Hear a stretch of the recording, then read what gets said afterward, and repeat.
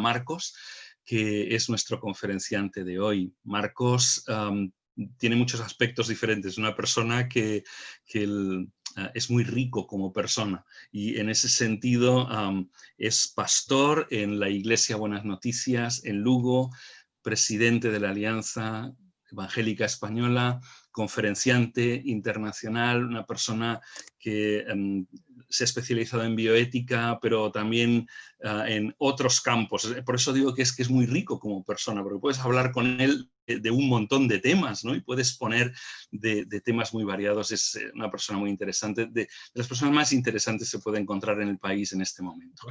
Marcos, cuéntanos más, cuéntanos algo de los motivos para la esperanza en tiempos inciertos. Bueno, ese título nunca me lo habían dado. Una de las personas más interesantes que puedes encontrar en el país. Por favor, díselo a mi mujer, que a veces no está de acuerdo con eso.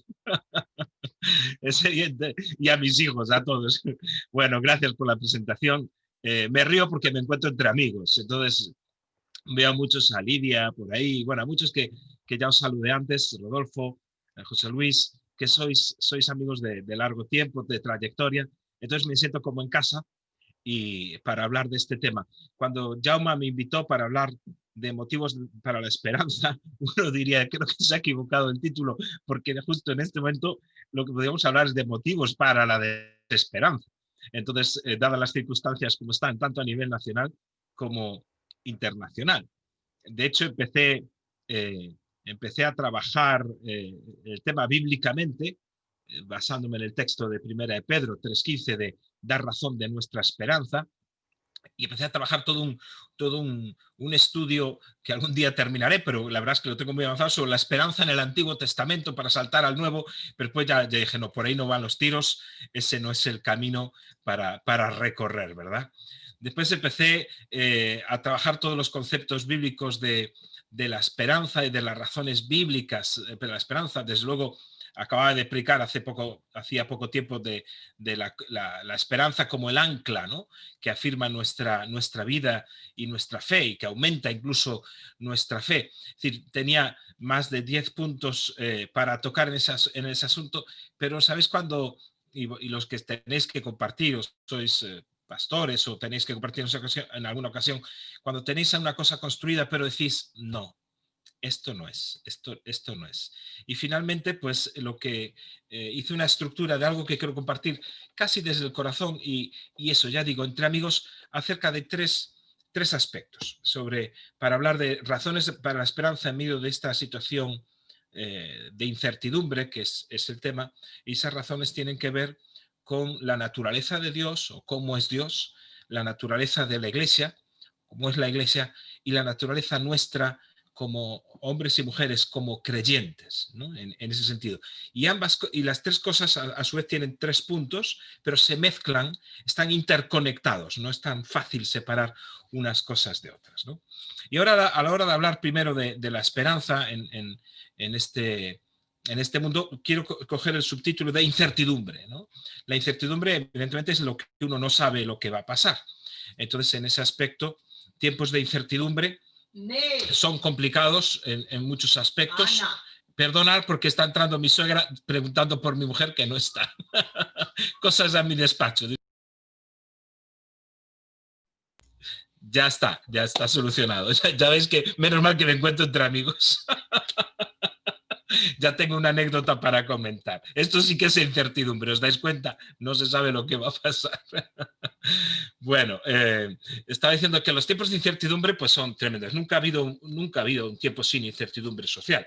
Lo que pasa es que desde la caída de las Torres Gemelas con el terrorismo islámico, socialmente la incertidumbre aumentó. La crisis económica del 2007-2008 todavía más, porque lo que viene a decir que aquellas cosas que nos parecían seguras, el sistema productivo, parecía que éramos invulnerables, todo eso se acaba. Después, todos los cambios tecnológicos, al menos los 2 ámbitos más importantes que tienen que ver con la comunicación y los cambios tecnológicos, que hicieron cambios rapidísimos, y también todo lo que es la era de la globalización, genera muchos aspectos de que no sabemos realmente cómo va a cambiar el día de mañana. Y ya para colmo de males, llega la pandemia, nuestra querida pandemia ya, que ya nos ha confinado completamente, y no sabemos, y se genera una sensación de miedo e incertidumbre en toda la población, en toda la tierra, en ese aspecto. Entonces uno dice, hablando en contextos de amigos, ¿y qué esperanza podemos nosotros como creyentes tener? Ese ancla de la esperanza que nos dice la palabra en Hebreos, que tenemos, ¿dónde nos podemos afirmar? ¿Qué cosas tenemos? Entonces permitidme que esta reflexión nos hable de estas tres cosas, primero de la naturaleza de Dios. Y quiero resaltar tres cosas de ese ser de Dios, de ese carácter de Dios, y que a mí personalmente me da esperanza. A mí personalmente me da esperanza y creo que nosotros como profesionales que somos debemos de tener. Y la primera característica es que tenemos un Dios que camina con nosotros. No es un Dios que mire desde lejos, sino que está caminando con nosotros. ¿Os acordáis en Lucas 24, cuando los dos de Emaús iban camino de Emaús a Aguascalientes, que se llamaba Emaús, a un sitio mucho más tranquilo, salían de Jerusalén, se encuentran con Jesús y sin saberlo, Jesús les empieza a narrar todo lo que había sucedido y dice el texto allá en el verso creo que el verso 27, que se les encendía, les ardía el corazón y rápidamente ellos vuelven y toman y dan las buenas noticias a sus compañeros acerca de lo que estaba pasando. ¿Qué quiere decir esto? Si examinas la Biblia desde Génesis a Apocalipsis, te vas a encontrar con un Dios que promete su presencia y esa presencia que promete no es simplemente simbólica, teórica, una presencia que decide que es teológica, sino que es real. Al punto que nosotros, nuestra conversión es una experiencia, y no solo es una experiencia teológica, que también, sino que es una experiencia vivencial que afecta a nuestro cuerpo, a nuestra alma y a nuestro espíritu. Entonces, una razón de mi esperanza en este momento es que Dios está conmigo en medio de este tiempo de incertidumbre. Yo no sé lo que será mañana, pero Dios sí. Sus caminos, su mirada es más alta que mi mirada. Entonces, en ese sentido me puedo afianzar, estar seguro. Una segunda razón tiene que ver con la misión. El Dios es un Dios misionero y es un Dios que está en misión. Entonces es un Dios que su plan no se agota en una pandemia. Es decir, hay cosas que están funcionando en la tierra porque hay una palabra profética que sale de la boca de Dios que está haciendo que las cosas funcionen. Es decir, Dios le dijo a la tierra que produzca y a los mares que produzcan, y por más que nosotros contaminamos la tierra y los mares, siguen produciendo porque están bajo una orden divina. Esto no quiere decir que no cuidemos los mares y la tierra. Por favor, que nadie interprete eso. Al revés, hay una orden divina de producción. No se ha terminado esa orden divina. Esa palabra que salió de la boca de Dios en Génesis sigue activa y por eso siguen funcionando las cosas, aunque los hombres nos hemos empeñado por causa del pecado en destruir todo lo que tocamos. Ahora, fíjate la misión la misión que Dios nos encarga, y por ahí la esperanza, y que se une a la esperanza también en Mateo capítulo 28, que todos conocéis. Permitidme que vaya. Estaba aquí, perdón, dice así Mateo 28. Mateo 28 conocéis todos el texto de la Gran Comisión, pero quiero leerlos desde dos versículos antes de los clásicos versículos que decimos de toda potestad me es dada, por tanto id. Dice, pero los 11 discípulos, verso 16, se fueron a Galilea, al monte donde Jesús les había ordenado, y cuando le vieron, le adoraron, pero algunos dudaban. Y Jesús se acercó y les habló, y yo aquí meto entre paréntesis, ¿vale? Y les habló a todos, diciendo, toda potestad me es dada en el cielo y en la tierra, por tanto, id y haced discípulos a todas las naciones. Fijaros, y la naturaleza de Dios, que con respecto a nosotros, y eso por eso me da la esperanza, es que Jesús no llegó allí y dijo, ¿cómo? Unos me adoran y otros dudan. Fijaros, en la plena presencia de Jesucristo resucitado, en aquel monte donde después habría de ser arrebatado, hay gente que duda. Y Jesús comisiona a los que creen, a los que adoran y a los que dudan. Y eso a mí me impacta, porque eso me ayuda primero a entender que Dios es capaz de comisionar a personas que son capaces, y ese es el verdadero misionero y la verdadera persona que es capaz de llevar una palabra de esperanza al mundo, es una persona que sabe sostenerse entre la adoración y la duda. De nada vale fingir una actitud de decir, bueno, no, yo no creo mucho en esto, pero los demás están adorando, me voy a postrar y adorar también. No, esos creyentes, esos apóstoles están viviendo su momento de una forma íntegra, de una forma vivencial, de forma que ellos no querían aparentar nada de lo que estaban viviendo. Y Dios los comisiona. No dice, vosotros que dudáis, a vosotros apartaos, no quiero saber nada de vosotros. No. Dios es un Dios, y por eso es un motivo para la esperanza, que es capaz de trabajar conmigo aún en momentos donde hay dudas. Y no digo dudas existenciales, dudas acerca de si Dios existe o no.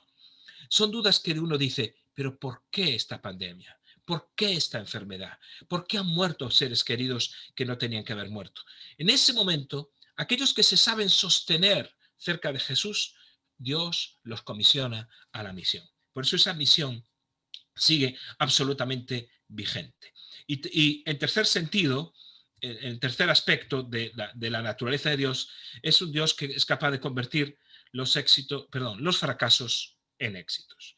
La Biblia está llena de historias de hombres que han fracasado y que Dios le dio la vuelta a esa situación y la convirtió en un éxito. Estaba leyendo estos días un libro y me topaban en un capítulo, la verdad es una historia conocida, os la voy a leer rápidamente, que dice así. Los fracasos son peldaños en camino al éxito.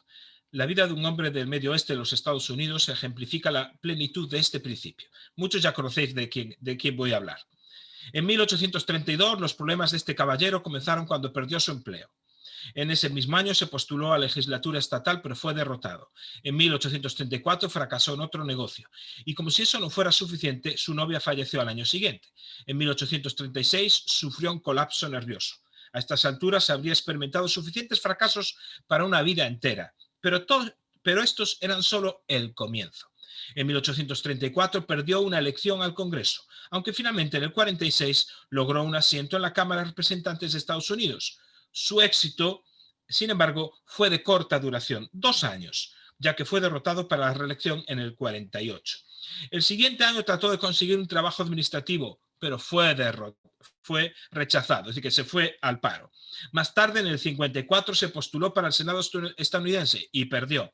2 años más tarde, su nombre fue sugerido como posible candidato a vicepresidente. Eligieron a Trump y le eligieron a otro hombre. En el 58, otra vez se postuló al Senado, otra vez perdió. Sin embargo, en 1860 fue elegido presidente de los Estados Unidos, su nombre, Abraham Lincoln. Como muchos ya sabéis, su historia, que es una historia sembrada de fracasos totales y absolutos, pero fue un hombre clave a la hora de la transformación de una nación. Es decir, si yo me miro a mí mismo desde el ámbito de mis fracasos, yo diría, no valgo para nada. Pero Dios, si yo soy capaz de mirar a Dios, mirarme en el espejo de la palabra, soy capaz de ver que soy barro y que Dios puede transformar ese barro en algo que puede cambiar absolutamente el futuro de una nación, el futuro de una comunidad, el futuro de una iglesia, de una familia. Es decir, Dios es capaz de transformar las personas rotas y quebradas en personas que son claves para la transformación de una época, de un momento. Entonces tenemos un Dios que camina con nosotros, un Dios que nos envía a personas que ya saben sostenerse entre la adoración y la duda, y es un Dios que es capaz de tomarnos de nuestros fracasos y un Dios que es capaz de convertir nuestros fracasos en éxitos, como veremos ahora también cuando hablemos de la naturaleza del creyente. Bueno, el mejor ejemplo de fracaso en éxito tiene que ver con el apóstol Pedro. ¿Os acordáis que Jesús le dijo, Pedro, el diablo te ha pedido para zarandearte como a trigo? Pero yo he pedido por ti para que tu fe no falte y cuando vuelvas, el texto dice, cuando te conviertas, ven y fortalece, establece, confirma a tus hermanos. Es decir, que sobre Pedro hubo una oración, una petición que es la del diablo, pero también hay otra petición sobre Pedro que es la de Jesús, que es la de Dios. La petición del diablo sobre los fracasados es que no quede nada. Pero hay otra petición que es la de Dios, que es una petición que nos está diciendo constantemente, cuando vuelvas, cuando te levantes de esta, cuando te restaures, yo te voy a usar para confirmar a los demás. Es decir, hay dos peticiones, pero la de Jesús siempre es más fuerte, la de un Dios que restaura a los caídos. Entonces está la naturaleza de Dios, después está la naturaleza de la Iglesia. Bueno, si no queréis usar la palabra naturaleza aquí, ¿cómo es la Iglesia? Entonces, lo primero que quiero resaltar de tres cosas de la Iglesia tiene que ver con que una cosa de motivo de esperanza es que la Iglesia, a lo largo de su historia, ha sido una Iglesia, la Iglesia de Cristo, una Iglesia que se ha adaptado a los cambios. Es muy flexible y altamente adaptativa. Y esto es una gran noticia. ¿Por qué? Porque normalmente cuando, y de ahí creo yo que una de las razones de la pandemia tiene que ver con esto, los sistemas físicos, no sé si habéis estudiado física o no, mi especialidad al principio en la universidad tenía que ver con físico-matemáticas, después derivé por otros caminos, ¿no? Pero siempre fue la ciencia. Los sistemas físicos llegan a un sistema de equilibrio cuando se aíslan. Los sistemas físicos, cuando tú los logras aislar en una burbuja, en un contenedor, pueden llegar a un sentido de equilibrio. Son sistemas cerrados, no interaccionan con el entorno. Eso ocurre muchas veces con la Iglesia. La Iglesia llega a un punto de estabilidad y de equilibrio cuando deja de interaccionar con el entorno. Entonces dices, ya estamos bien, somos estables, fíjate, ya tenemos un tiempo con el Señor, ya tenemos una capacidad, pero si no cambia, si no es capaz, esos sistemas, si no interaccionan con el entorno, no pueden crecer, no pueden cambiar, no pueden ser transformados. De ahí viene un concepto de entropía que ahora no voy a entrar aquí. Pero los sistemas vivos nunca entran en equilibrio. Nunca es nunca. ¿Por qué? Porque un sistema vivo siempre está interactuando con el entorno. Entonces, la Biblia dice de nosotros que somos un sistema vivo, no somos una organización, somos un organismo. Y esto es clave para que entendamos el concepto de adaptación y de cambio, ¿verdad? Incluso cuando se nos llama piedras, se nos dice que somos piedras vivas. Entonces, los sistemas vivos siempre están en continua interacción. Hay una situación de crisis, de amenaza, hay una situación de oportunidad, y entonces el organismo que está vivo detecta esas señales y se adapta, se genera lo que se llama una tensión, y esa tensión provoca una necesidad de cambio. Se genera un desequilibrio, hemos llegado a un desequilibrio, y esto trae el cambio. Y por eso esta pandemia lo que ha traído en este momento es una necesidad de cambio que va a ser positivo en todos los sentidos a la Iglesia. ¿Por qué? Porque teníamos un sistema demasiado cómodo, demasiado equilibrio, y mi esperanza está que la Iglesia va a tener capacidad de adaptarse a la nueva realidad como lo ha tenido a lo largo de los siglos. Se adaptó en los últimos 100 años de una forma tremenda, al menos en la Europa occidental, a las 2 guerras mundiales, y se adaptó. Entonces, tenemos que tener cuidado de ser autorreferenciales siempre y poder estar en contacto con nuestro entorno. Entonces, un motivo de esperanza es que no somos, como Iglesia, una institución, no somos una organización, sino un organismo. Y eso que parece una tontería, Marcos, para esto no nos juntamos en esta noche. Sí, esto es muy importante. Comparto esto porque hay una incapacidad de generar cambio a nivel interno, que por eso muchas veces vienen situaciones externas que nos obligan a generar los cambios, ¿verdad? Si yo no veo a la Iglesia como un organismo de vida, entonces voy a permanecer en una situación de estabilidad. Y el mandato bíblico es que nos estemos transformando, es decir, transformando por medio de la renovación de nuestro entendimiento. Entonces, ¿qué ocurre? Viene una crisis, y esa crisis hace que la Iglesia sí o sí se vaya a adaptar. Y eso es un motivo de esperanza. Una Iglesia que en su historia y en su ADN, en su genética, ¿verdad?, tiene la capacidad de adaptarse. Fíjate, se adapta, pero fiel a su ADN, a los principios bíblicos, pero sí se contextualiza de una forma tremenda, ¿verdad? Entonces es necesario entrar en esa situación de interacción. Y los cambios, la Iglesia que va a surgir de este cambio va a ser una Iglesia totalmente diferente. Es decir, totalmente. Va a ser un cambio no paulatino, los cambios paulatinos nunca vienen cuando se interacciona con el entorno, sino que son cambios repentinos, cambios muy profundos, muy repentinos, son cambios que son de corte, ¿verdad? Son cambios de corte, como pasa desde que, como decía antes, ¿no? Desde la caída de las Torres Gemelas, que apareció un nuevo actor, que era el terrorismo islámico, que nos generaba incertidumbre en todos los sentidos, o todo el avance de la globalización y de los medios tecnológicos.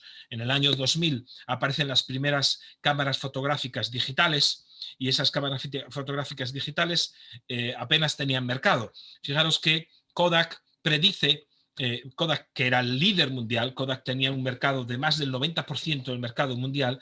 Kodak predice que las cámaras digitales en el año 2010 tendrán más o menos en torno a un 5%, 8% del mercado, y en el año 2010 el mundo digital tenía un 95% del mercado. ¿Qué quiere decir eso? Lo que pasó, que en el 2011 Kodak cerró y desapareció. ¿Por qué? Porque no supo entender que venía un cambio que no era paulatino, era de quiebre, era como una falla. No es un cambio lento, sino que era necesariamente un cambio que lo rompía todo, ¿verdad? Y lo mismo pasó con los teléfonos, lo mismo pasó con otras cosas, hasta con la música, con muchas cosas, ¿verdad? Los cambios son cambios no paulatinos, sino cambios disruptivos, ¿verdad? En ese sentido. Ahora, la misión no cambia, que era lo que decíamos antes. La misión no cambia. Entonces, un segundo aspecto de la Iglesia, entonces la Iglesia tiene una naturaleza adaptativa, flexible, que nos hace enfrentar de una forma organizada el futuro. Ya veis, hay empresas que se han quebrado en todo este proceso. Un segundo aspecto de la Iglesia tiene que ver con el poder de la comunidad. Si leemos Hechos 2:42 hasta final de Hechos 2, vemos el poder que la comunidad tenía como tal. Entonces, ese poder de la comunidad sigue vigente. Un poder de una comunidad que trae esperanza a la gente. La misma, yo en que tengo esperanza, por supuesto, en Dios como es, pero también tengo esperanza en que nosotros como iglesias somos comunidades transformadoras y somos comunidades de contraste. Precisamente Apocalipsis terminas diciendo que, y así termina Apocalipsis, que el injusto va a ser muy injusto, el malvado va a ser muy malvado, el impío va a ser muy impío, con lo cual se necesita un contraste, donde el santo tiene que santificarse más, si tiene que haber una comunidades que manifiesten algo diferente. Entonces la comunidad tiene que verse un ambiente de aceptación, de motivación, de restauración, de rendición de cuentas. Estamos para apoyarnos los unos a los otros. Gente que no es profesional del Evangelio. Gente que se muestra transparente, honesta, vulnerable.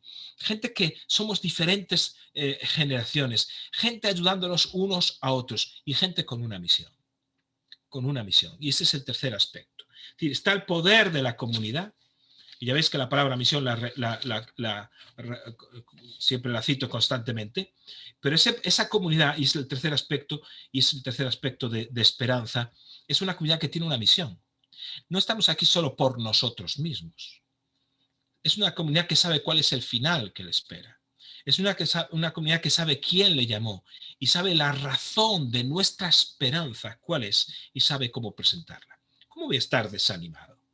No puedo, no soy optimista por naturaleza, en absoluto, pero yo quiero ver que igual, y cuando veo la naturaleza del hombre, cómo es capaz de transformar las cosas, quiero que eso se dé en las comunidades, y creo que honestamente, creo que la Iglesia, quitando casos puntuales, creo que la Iglesia de forma global sigue siendo una comunidad de restauración, de aceptación, de motivación y de vidas transformadas. Al menos es nuestro caso.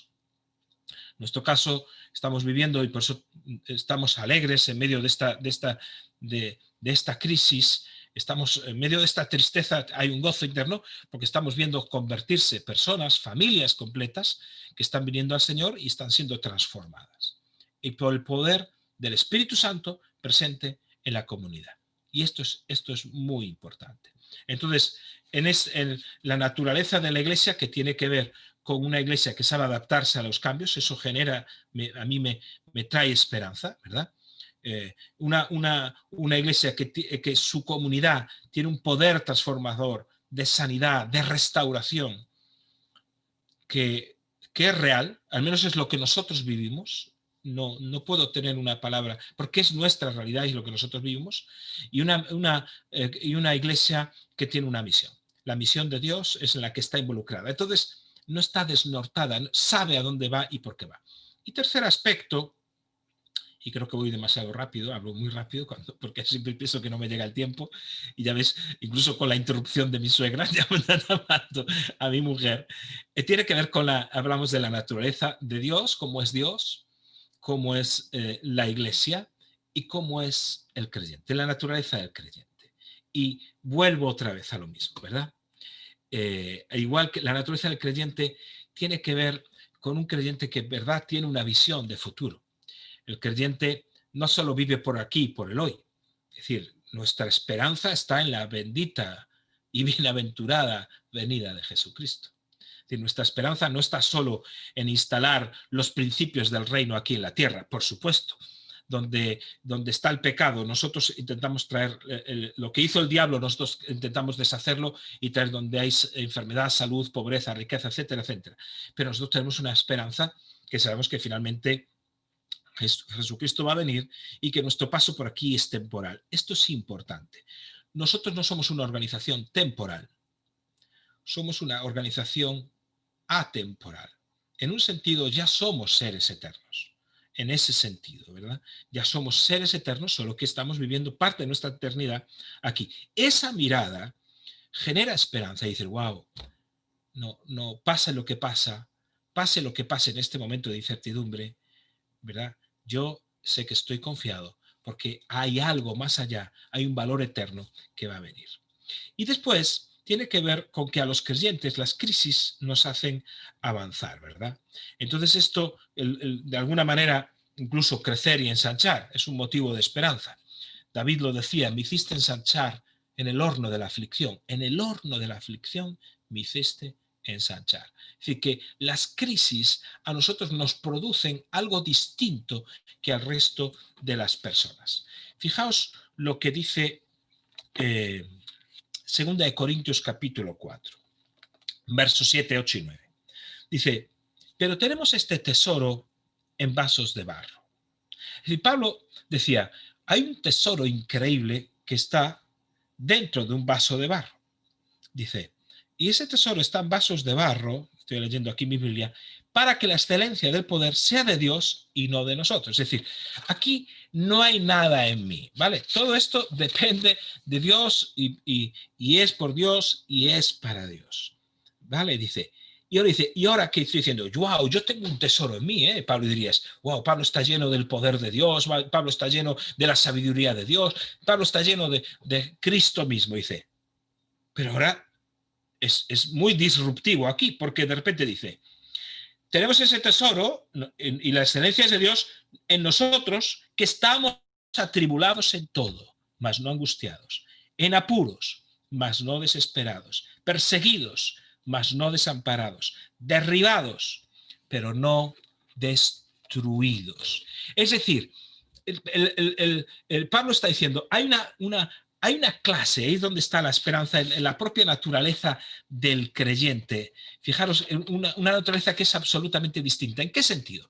Pablo dice, hay algo, un tesoro puesto en nosotros que es increíble. Ahora, nosotros somos barro. Cuando miramos el barro, nos deprimimos. Pero cuando miramos el tesoro, nos animamos. Pero de repente dice, pero estamos atribulados en todo. Y atribulado aquí es una palabra griega que se usaba, leía en la Strong, estaba leyendo, decía que era una palabra griega que se usaba también para triturar la aceituna, cuando las dos piedras del molino se cerraban para triturar la aceituna. Dice que lo estaba atribulando, ¿verdad? Es una palabra que tiene que ver con una connotación de crisis profunda. Dice, pero cuidado, no estoy angustiado. Dice, estoy en apuros. Y la palabra apuros significa justo también en aprietos, en falta de recursos. Otra traducción muy modernita dice que estamos endeudados sin absolutamente ningún recurso, pero a pesar de que no tengo recursos, y parece que está describiendo esta época, ¿verdad? No estoy desesperado, es decir, no estoy sin esperanza. Que es lo que está, la desesperación es la falta de esperanza. Dice, perseguidos, es decir, aquellos que padecen persecución, mas no desamparados. Es decir, no estoy sin protección, no estoy sin amparo, no he sido dejado a un lado, no he sido abandonado. Dice, derribados, pero no destruidos. Es decir, cuando muchas veces hay gente que tiene una expectativa absolutamente incorrecta, es decir, ay, cuando estoy lleno del tesoro de Dios, seguro que no me van a pasar cosas negativas. Es una expectativa falsa, porque Pablo habla de esas 4 cosas que le estaban pasando en ese momento. No dice, estuve atribulado. No está diciendo eso. Está diciendo que está atribulado en ese momento. Entonces dice que está en tribulación, en apuros, en persecución y que puede ser también derribado. 4 cosas que él padecía. Entonces, esas 4 cosas que son cosas externas, son 4 cosas externas, son 4 cosas que todos podemos contar que nos pueden pasar. Pero al mismo tiempo, Pablo dice, pero hay 4 cosas que no deberíamos permitir que nos pasen. Hay 4 cosas que si nosotros sabemos que tenemos ese tesoro y somos barro, hay 4 cosas que no deberíamos de permitir que nos pasen, ¿verdad? Porque no podemos tener control de las cosas externas cuando viene una tribulación, una crisis, una pandemia. No puedo tener control de eso, pero tengo hasta cierto punto grado del control de lo que sí sucede a nivel interno. Entonces dice, no, y Pablo dice, no angustiados, no desesperados, no desamparados, no destruidos. Es decir, hay 4 nos que Pablo plantea, en el sentido que nos muestra un proceso de destrucción. Porque cuando uno empieza por una crisis, viene la pandemia, viene una enfermedad, viene una situación difícil, uno viene ese problema externo, lo primero que ataca ese problema externo es a nivel interno algo que se llama la angustia. Viene la preocupación, viene la ansiedad y empiezas a sentir angustia. Dice, ¿qué será de mí? Viene la tribulación, dice, ¿y ahora cómo haré? Y si no doy lugar al Espíritu Santo, si no traigo esa angustia y esa ansiedad delante de Dios en oración, como el Pablo decía a los filipenses en el capítulo 4, esa angustia se transforma en desesperación. Acordaos de los 4 pasos. Angustia, los 4 no es que hay que decir, no a la angustia, no a la desesperación, no al desamparo, no a la destrucción. Y son paulatinos. Viene la angustia, eso se convierte en desesperación, porque ya estás empezando a perder la esperanza de cómo voy a salir adelante, cómo voy a hacer. Y eso, cuando uno entra, da lugar a la desesperación, a la falta de esperanza, empieza a abrir la puerta a una idea errónea, una creencia errónea. Algunos hasta podrían decir casi una blasfemia, no quiero entrar en ese terreno, pero casi podría ser un sentido, a una creencia errónea que es que Dios me desamparó, Dios me abandonó, Dios me dejó. Es decir, es como que estás tan desesperado y dices, no puede ser, Dios me abandonó. Es decir, yo no esperaba esto en mi vida, no esperaba que esto ocurriera, no esperaba esta muerte, no esperaba esta enfermedad, no esperaba esta separación, no esperaba este engaño, no esperaba esta traición. Y hay gente que le abre la puerta a esa creencia errónea, falsa, ¿verdad? Que es de que Dios me desamparó. Y cuando estás pasando eso, si realmente llegas a creer que Dios te desamparó, entonces, señores y señoras, estás a punto de ser destruido porque esa es la derrota total. Por eso el proceso es de angustia, desesperación, desamparo, destrucción. Estas 4 cosas externas, 4 cosas nos pueden atacar, pero hay 4 cosas internas que no debo dar lugar a ello. ¿Por qué comparto todo esto en el contexto de la esperanza?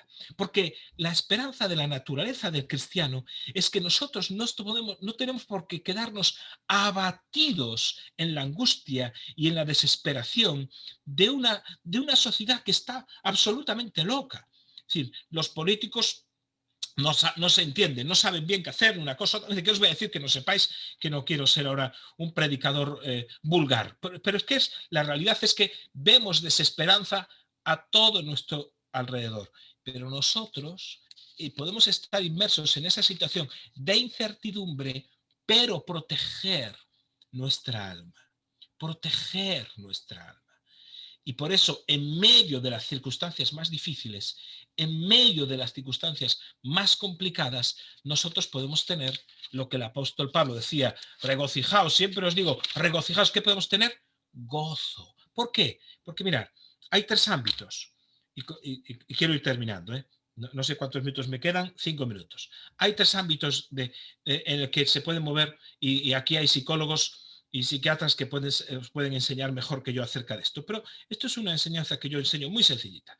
El ámbito del cuerpo es donde reside el placer y donde su antagonista es la enfermedad. Entonces en el cuerpo puedo sentir placer o enfermedad. En el ámbito del alma puedo sentir alegría o puedo sentir tristeza. Pero el gozo, ese gozo del Señor, es algo que reside en el ámbito del Espíritu. Por eso yo puedo, como dice el apóstol Pablo, cuando le estaba escribiendo a los Corintios, decía, entristecidos y gozosos. ¿Cómo es posible que estés entristecido y gozoso? Pobre pero rico, enriqueciendo a muchos. Hablaba de una serie de contrastes. Dice, podemos estar entristecidos y gozosos. ¿Por qué? Porque el gozo pertenece al ámbito del espíritu, mientras que la tristeza pertenece al ámbito del alma. Por eso, a ti te llega una noticia de una muerte o te dan la noticia de una enfermedad difícil, complicada, y en tu interior, por supuesto, no hay placer, porque hay dolor. Es el antagonismo del placer, ahí está el dolor. Puedes sentir dolor, puedes sentir en vez de alegría, tristeza, porque ha muerto alguien, porque te han dado esa noticia tan negativa.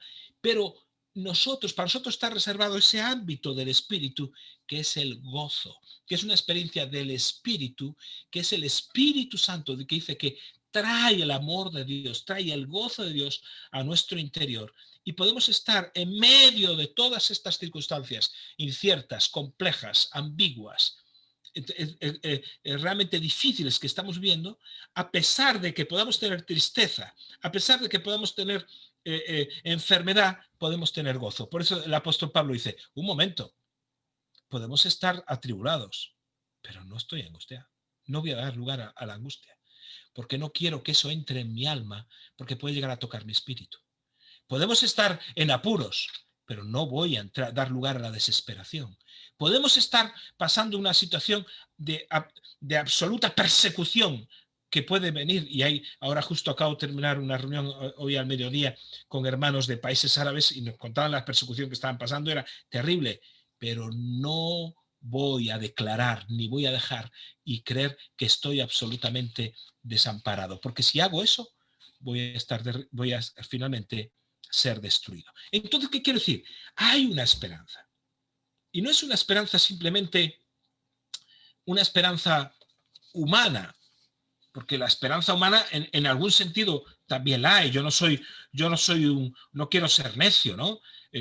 Si uno mira al hombre, también uno se reconcilia con el ser humano, porque si ves cuando fueron los objetivos del milenio, pues se cumplieron. Mira, la pobreza extrema está cediendo, eso es un motivo de esperanza.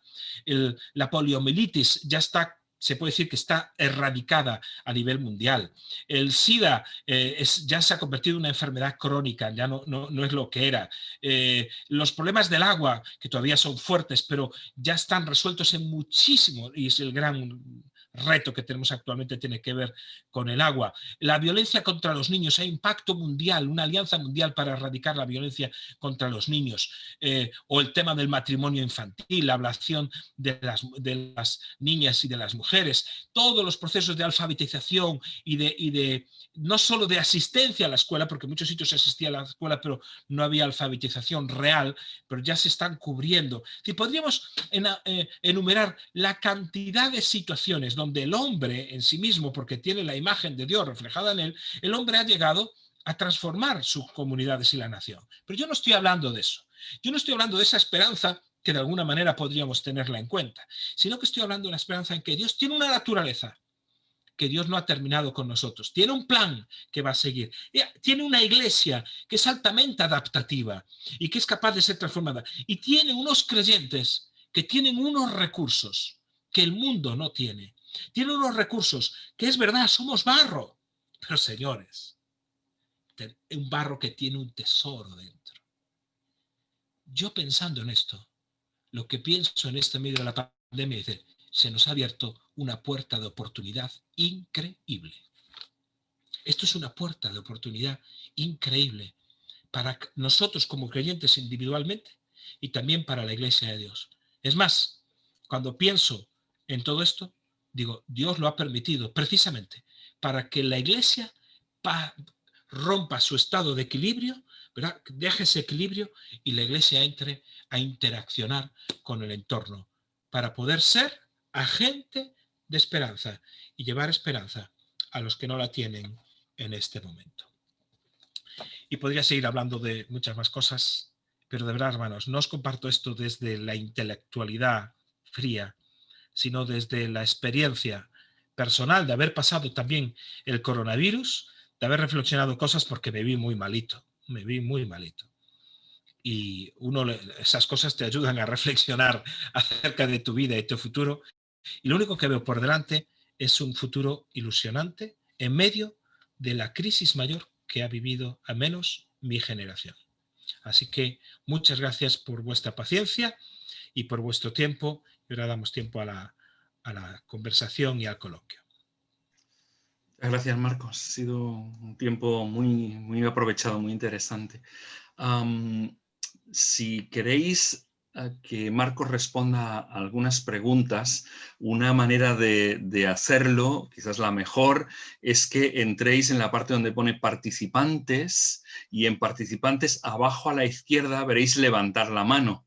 Si levantáis la mano, os vamos a ir dando paso, ¿de acuerdo? Entonces yo mismo os voy a dar paso. Quizás aprovechando el tiempo, mientras vais pensando la pregunta, hay una que ha aparecido en el chat de Félix Ángel Palacios. Dice, ¿crees que con la pandemia el templo como centro de actividad de la Iglesia está siendo desplazado por otro modelo de relación entre los creyentes?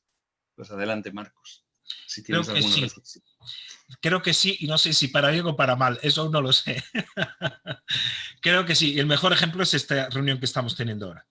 Es decir, todos hemos dicho y nos hemos llenado la boca años atrás, decir que la iglesia no es el edificio, la iglesia somos nosotros. Ah, sí. Ahora viene una crisis que pone a prueba esa afirmación. Y de repente yo me he encontrado, lo digo con tristeza, a ministerios, iglesias que estaban urgentemente actualizándose en medios tecnológicos, no para ganar al mundo, sino para no perder sus ovejas, para salvar la iglesia. Y para vergüenza lo digo. Es decir, porque eran tan templocéntricos que cuando el templo deja de tener función, de repente, pues no saben qué hacer. Entonces la iglesia, en ese cambio disruptivo que va a haber, igual que hubo de la cámara digital, ¿verdad? De la cámara de fotos normal, o simplemente la música. O sea, acordaos cuando la música, pues pasamos de los CD a los LPs, a los cassettes, a los CDs, algunos no saben ni lo que es el cassette y estas cosas, y de repente iPhone saca todo lo que es los MP3 en estos teléfonos que se llaman inteligentes, que no sé por qué son inteligentes, pero bueno. Entonces, en estos teléfonos, y de repente, la música cambia para siempre. No es un cambio paulatino, es un cambio de golpe, un cambio disruptivo. Entonces, el tema de los templos no va a desaparecer, porque evidentemente va a haber una iglesia, lo que llamamos aquellos que estamos en el proceso de transformación, las iglesias de las dos alas, ¿verdad?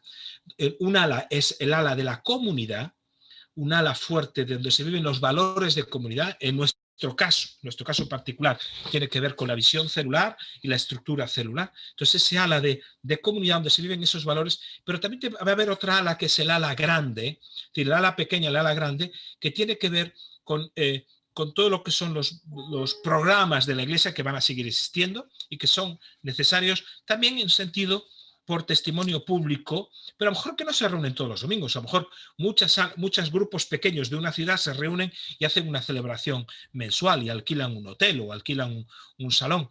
Y a lo mejor va a haber cambios porque el nuevo modelo de hacer iglesia no necesita de estos puede dar una charla Jaume mejor que yo, que le he escuchado hablar de las cuatro paredes, la iglesia de las cuatro paredes que consume el presupuesto, se consume en programas para atender eso, tiene a los profesionales y la gente lo que ve son un culto, cuatro paredes, pero les es imposible ver la vida de Cristo.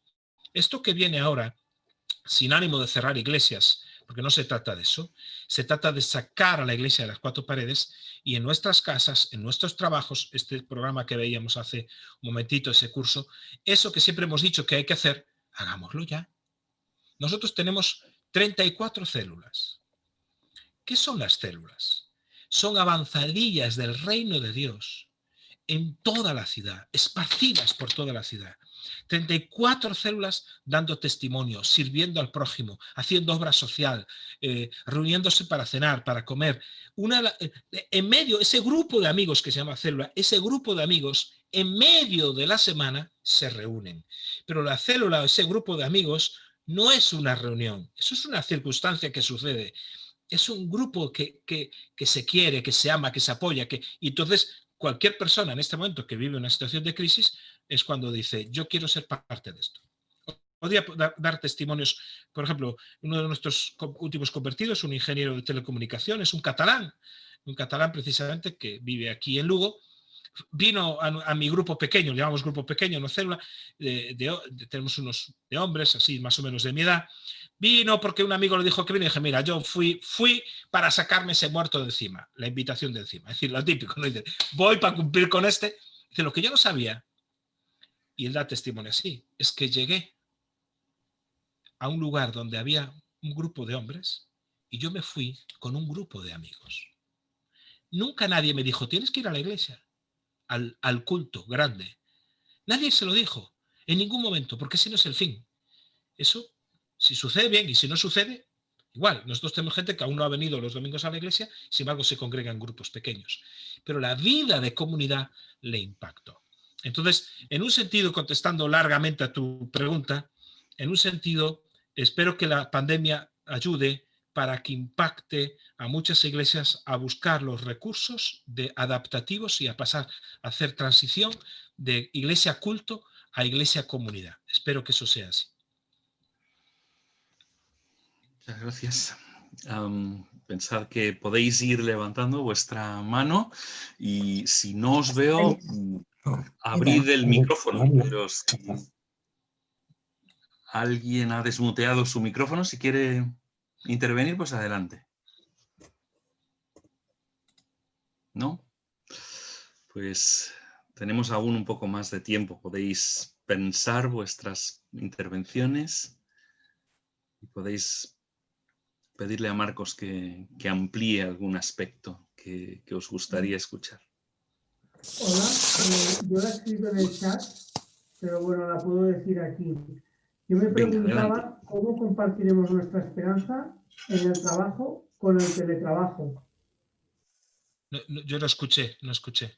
Sí. ¿Cómo compartiremos nuestra esperanza en el trabajo ahora que estamos en el tema del teletrabajo? Es Jaume Sagués el que hace la pregunta. Sí, eso lo vi. ¿Cómo ser parte de la esperanza del teletrabajo? Mira, es que no se trata de ser evangelista, se trata de ser cristiano. Entonces, se trata de ser tú mismo. Entonces, la clave de compartir tiene que ver con 4 pasos muy sencillitos. Es decir, antes de predicar a nadie, simplemente ora. El poder de la oración es tremendo. Es decir, ¿ora para qué? Porque hay gente que ya está preparada para recibir el evangelio. Es decir, es lo que decía en Lucas 10, hay hijos de paz. Segundo, establece una relación con ellos, come con ellos, de lo que te pongan, decía en Lucas 10. Come de lo que te pongan, es decir, una cosa sencilla, relaciónate con ellos, relaciónate incluso por el teletrabajo, ¿cómo estás? En esa relación, dice, si hay algún enfermo en esa casa, el sanarlo. ¿Qué quiere decir? En esa relación normal van a surgir temas. Pues, oye, mi hijo tiene un examen, mi mujer está enferma, o mi marido, o mi hijo. Sí, hay cosas de la vida, pues no sé si voy a perder el empleo, no sé. Y entonces en Lucas 10 entonces dice, sanad a los enfermos que hay ahí. Es decir, que ministra esa necesidad. Es decir, tú dices, ¿me permites orar por ti? Nosotros usamos mucho este esquema. Simplemente decimos a la gente, ¿me permites orar? Todavía no he visto a nadie que me diga que no. Hay gente que me dice, bueno, yo no creo mucho, pero yo sí. Y cuando están en necesidad, que tienen un dolor, que tienen un hijo enfermo, que tienen una situación económica complicada, entonces dice, bueno, pues te lo agradezco mucho. Y después de que ven la gracia de Dios, o el poder de Dios, o la oración contestada, o incluso no contestada, el hecho de que ven tu fe para orar, es cuando dice el texto en Lucas 10, dice, y decirles el reino de Dios se ha acercado. Es decir, lo último que hacemos es predicar. Predicar es lo último que hacemos. Es decir, es un proceso de establecimiento de oración para que Dios te dé esa persona que es un hijo de paz, esa persona que ya Dios ha preparado por las circunstancias de la vida.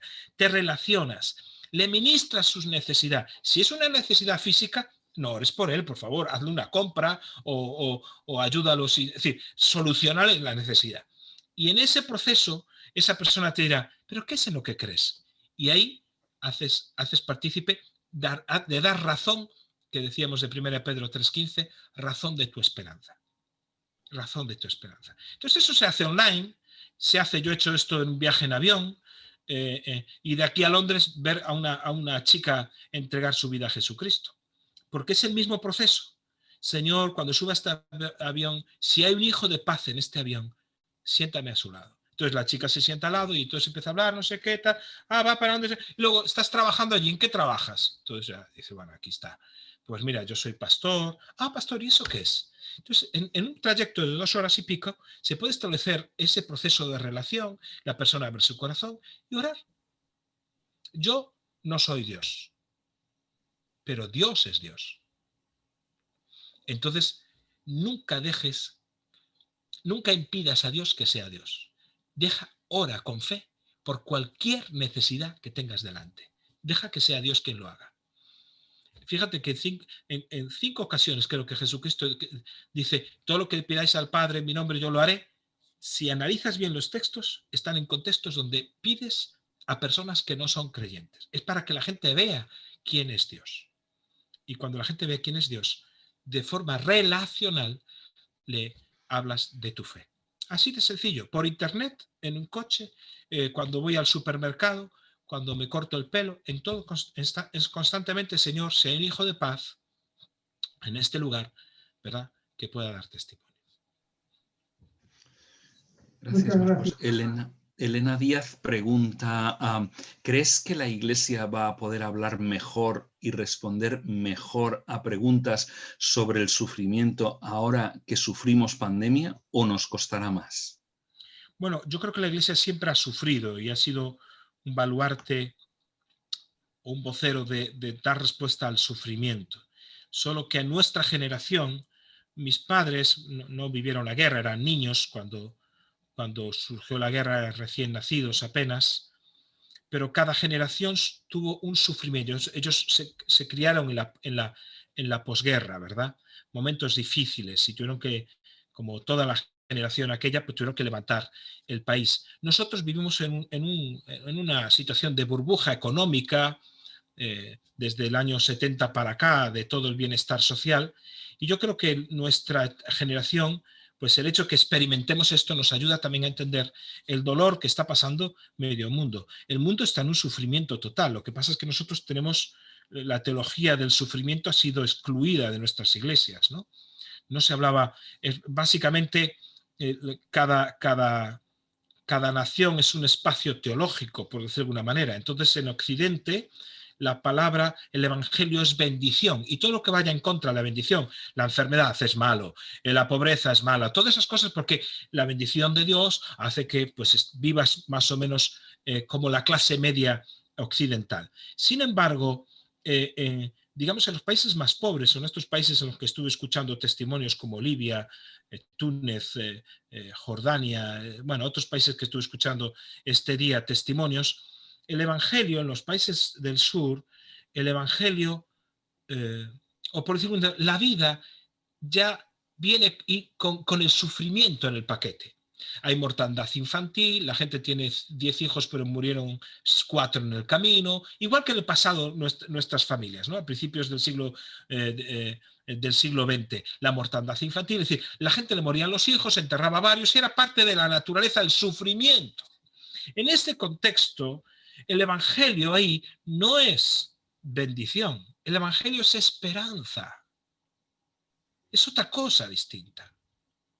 Siempre recuerdo cuando la guerra civil en Nicaragua y la guerrilla sandinista y con el gobierno de Somoza, bueno, todo aquel, había una pintada que a mí me había impactado porque yo la habían puesto en un telediario, se bueno, estaban las noticias, se veía una pared y la pintada ponía simplemente Jesús vuelve pronto. ¡Wow! En ese contexto, esa frase no es lo mismo que en esta. Entonces, yo creo que de alguna manera este sufrimiento nos va a ayudar a despertar, como decía, fíjate, Pablo le decía a la iglesia más madura del Nuevo Testamento, despiértate, tú que duermes, y te alumbrará Cristo. ¿Cómo es posible? La iglesia más madura que estuviese dormida. Había creyentes que estaban dormidos.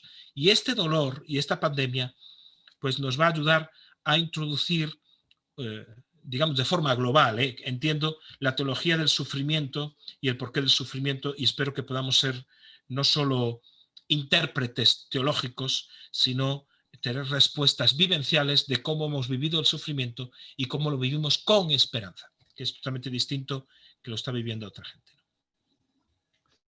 No sé si te ayudo con la respuesta, pero es lo que hay. Gracias, Marcos.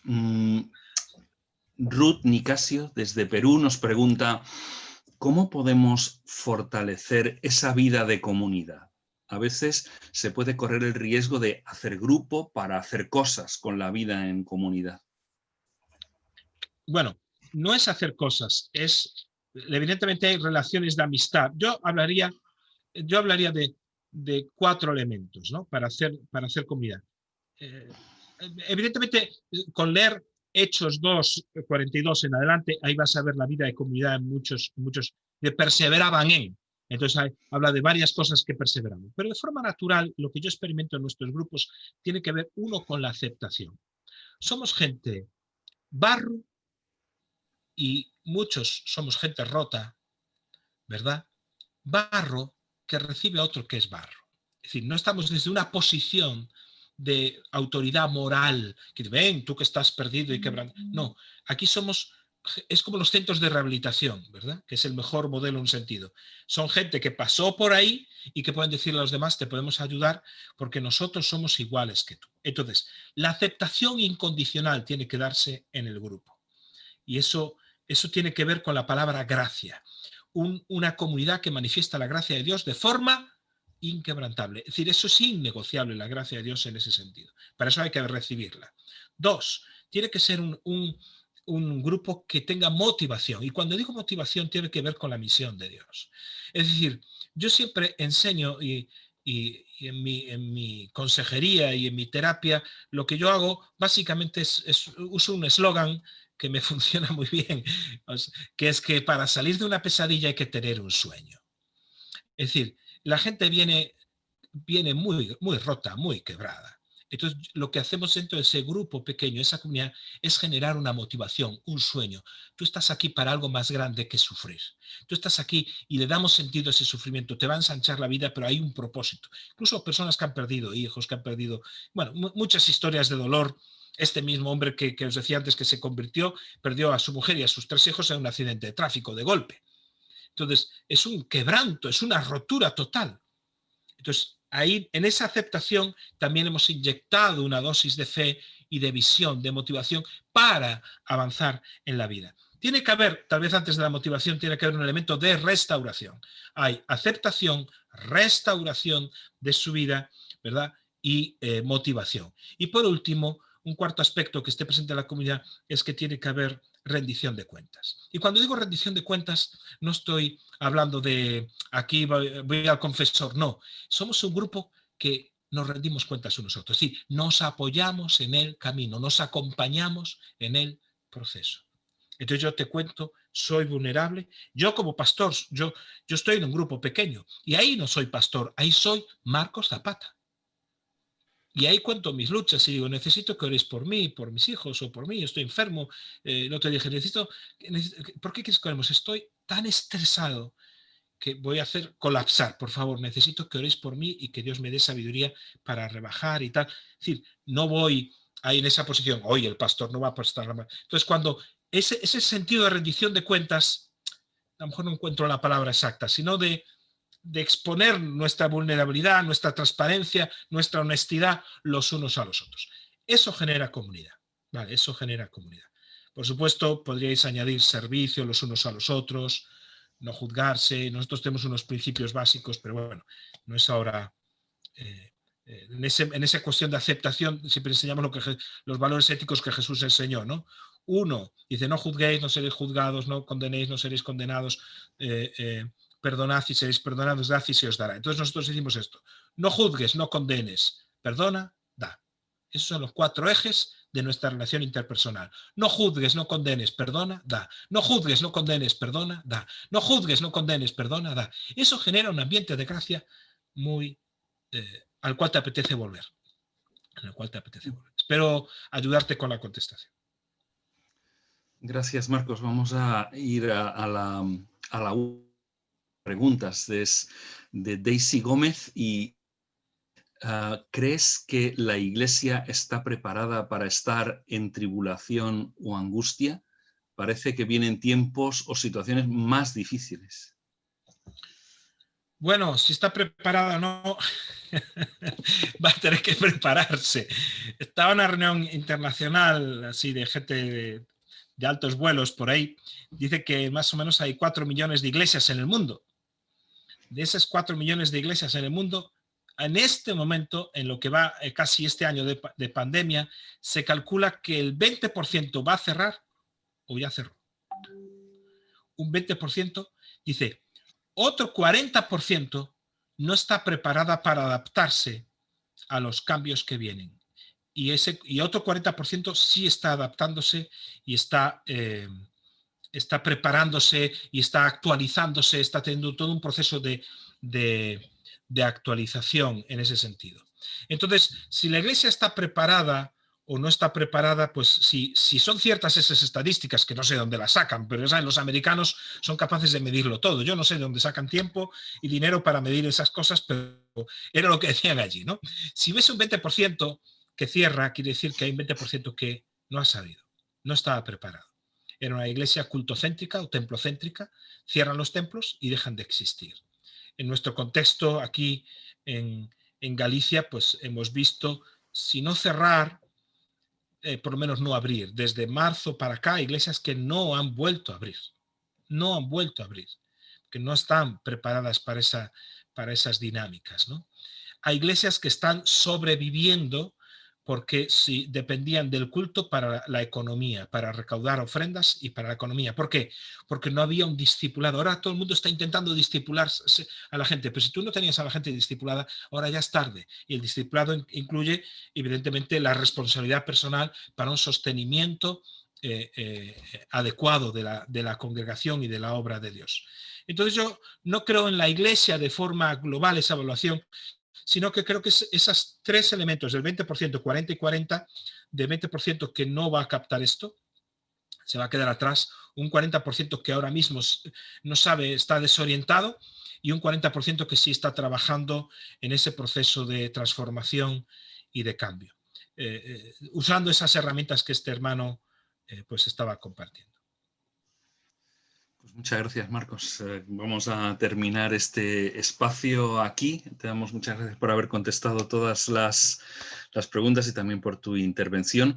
¿Nos das permiso para compartir la grabación que hemos hecho con los asistentes? Pues estará a disposición. Al lado de la de John Piper, por favor. Nah, es una broma. Eso está bien. Pues no tiene por qué terminar el tiempo de coloquio, porque podéis continuar. Siempre os hemos propuesto que pensaseis en este tiempo como un tiempo para invitar a alguien, puede ser físicamente si las leyes de vuestro territorio lo permiten, si no, pues ¿por qué no a través de Zoom? Si no habéis invitado a nadie, podéis continuar conversando sobre esos motivos para la esperanza en estos tiempos inciertos en la mesa, si es que vais a cenar ahora o así, pero es interesante que la conversación siga fluyendo, nos enriquece mucho más el hecho cuando nosotros lo asumimos, ¿no? Cuando lo metemos en nuestro interior y es ya parte no de lo que Marcos Zapata piensa, sino de lo que cada uno de nosotros piensa, ¿no? Os proponemos 3 preguntas que quizás os pueden servir para continuar la conversación en vuestras casas, ¿verdad? Las encontraréis ahí. Dice, ¿qué me ha sorprendido de lo que he escuchado hoy? qué consuelo y descanso me aporta lo que he escuchado, qué cambios de actitud debería introducir en mi vida a partir de lo que hoy he escuchado. Las podéis quedar, esas 3 preguntas, podéis discutir una, ninguna, o sea, haced con ello lo que queráis, pero sí que de alguna manera os proponemos que sigáis trabajando el tema, que lo interioricéis de alguna manera, debatiendo más, hablando con personas que no han estado quizás también en la charla. Os proponemos siempre que invitéis a personas, incluso a personas no creyentes, para estar con nosotros durante la charla y poder luego continuar debatiendo. Vamos a ir yendo hacia el final, pero aún queremos anunciaros que nuestra próxima charla va a ser el día 22 de enero a las 8 y vamos a tener para ello a Lidia Martín.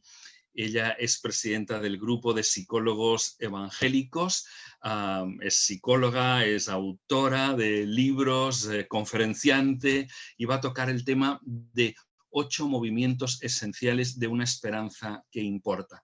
Recordad que siempre nuestro tema siempre va enfocado hacia la esperanza, ¿no? Para dar esperanza, tenerla para poderla dar. Un anuncio más que tenemos es que una nueva en Editorial Andamio. La Editorial Andamio acaba de estrenar una página, creo que fue ayer, andamioeditorial.com, y fijaos ahí qué página tan chula tenemos en los grupos bíblicos unidos. Tenemos nuestra división de publicaciones, ahí encontraréis libros interesantísimos, libros a veces de autores de los que les estamos proponiendo que compartan aquí. El autor del mes es John Stott, pero tenemos ahí un montón de materiales nuevos que están saliendo. Mirad ahí la sección de novedades que se ve abajo y ahí encontraréis libros maravillosos de los que están saliendo en estos días. Entonces, ahí tenéis para entrar y para ver. Estamos casi llegando al final y quiero proponeros que terminemos con oración. Quiero proponeros que de ese Dios del que hemos estado hablando, ¿no? Ahora nos dirijamos a Él y pongamos nuestra esperanza en sus manos, nuestras vidas en sus manos. Voy a terminar en oración. Señor, te damos muchas gracias, estamos muy reconocidos a ti, Señor. Es por ti, por quien tú eres, que nosotros tenemos esperanza, Señor. Por esa creación inconmovible, pero por esa redención también, por ese rescate que tú has obrado para nosotros y también por la esperanza que nos tienes prometida, Señor, porque esto no termina aquí, esto solo es un tiempo, esto solo es una parte de nuestra existencia, Señor. El apóstol Pedro hablaba de un eterno peso de gloria, Señor, y nosotros sabemos que vamos a experimentar ese eterno peso de gloria por lo que Jesús hizo en la cruz por nosotros, por ese perdón de los pecados, por esa vida nueva que tú has traído a nosotros. Gracias por la iglesia, gracias por esa esperanza que tú traes cuando estamos en comunidad, porque, Señor, pues ahí vemos, Señor, lo que tú quieres hacer, esa nueva sociedad que estás fundando. No es una sociedad sin mancha y arruga, de momento tiene mancha y arruga, es la realidad, Señor, pero Señor, también vemos tu acción, también somos capaces de ver la gracia en actuación en ese proceso también. Señor, ayúdanos a traer esperanza a nuestra sociedad, a traerla a nuestro mundo, a que la gente que está a nuestro alrededor pueda ver que hay más, que no son esas esperanzas de corto plazo, sino esas esperanzas de largo plazo, esas esperanzas eternas que tú propones a las personas. En el nombre de tu Hijo Jesús te damos las gracias. Amén.